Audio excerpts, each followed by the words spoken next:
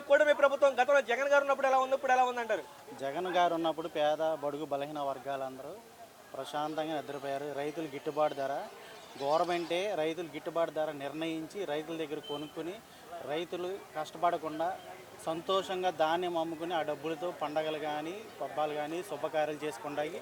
జగన్ గారి హయాంలో సంతోషం జరిగింది. కానీ కూటమి ప్రభుత్వం వచ్చినాక యూరియా దొరకట్లా రైతులకి, ఎరువులు దొరకట్లా రైతులకి, వర్షాలు వచ్చినా సరే నీళ్ళు వదలట్లేదు, ఎరువులు దొరకట్లేదు, దాని రైతులు గిట్టుబాటు ధర లేదు. ఇప్పుడు కనీసం వచ్చి తుఫాన్ వచ్చి పంటంతా పడిపోయినా వచ్చి పరామర్శించి దానికి గిట్టుబాటు ధర పెట్టి నేనే ప్రభుత్వమే వచ్చి రైతుల దగ్గర కొనుగోలు చేస్తామని భరోసా ఇవ్వలేకపోతుంది కూటమి ప్రభుత్వం. కూటమి ప్రభుత్వంలో అన్యాయాలు, అక్రమాలు, అసలు మరీ చిత్రం ఏంటంటే కల్తీ మద్యం కేసులో దొరికింది కూటమి ప్రభుత్వ నాయకులు, అరెస్ట్ చేసింది జోగి రమేష్ గారిని. ఇంతకన్నా దుర్మార్గ పరిపాలన ఇంకోటి ఉందా?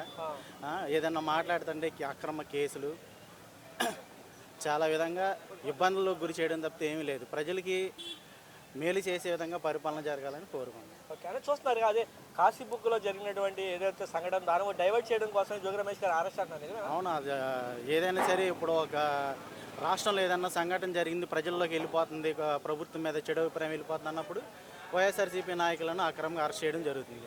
అది డైవర్ట్ పాలిటిషన్ తప్ప ప్రజలకి మేలు చేసే విధంగా లేదు. ఆరోగ్యశ్రీ మొన్నటి వరకు ఆరోగ్యశ్రీ సేవలు ఆపేయడం కానీ, ఇదేంటి చదువుకునే విద్యార్థులకు అందరికీ 15,000 అన్నారు. ఆ 15,000 మరి ఎవరికి పడుతుందో ఎవరికి పడట్లేదో తెలియదు. ట్రాన్స్పరెంట్గా ప్రభుత్వ పరిపాలన జరగాలని కోరుకుని, కానీ ఇప్పుడు జరగట్లేదని మేము నమ్ముతున్నాం.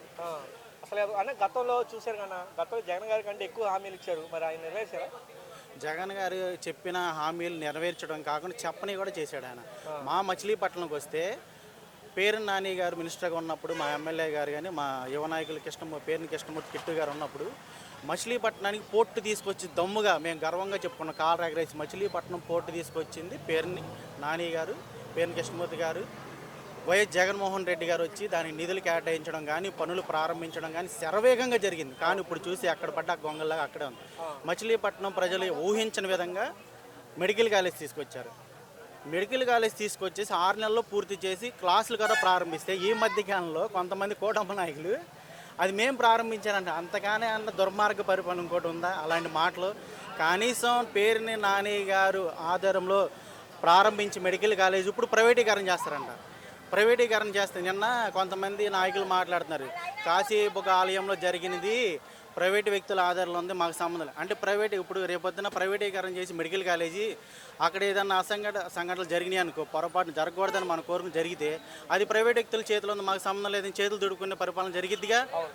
దాన్ని మేమైతే V1 జస్టిస్గా మెడికల్ కాలేజు ప్రభుత్వమే నడపాలి, ప్రజలకు అండగా ఉండాలి, పేద బడుగులు బలహీన వర్గాలకి అందుబాటులో విద్య వైద్యం అన్నీ ఉండాలని మనస్ఫూర్తి కోరుకుంటాం. జై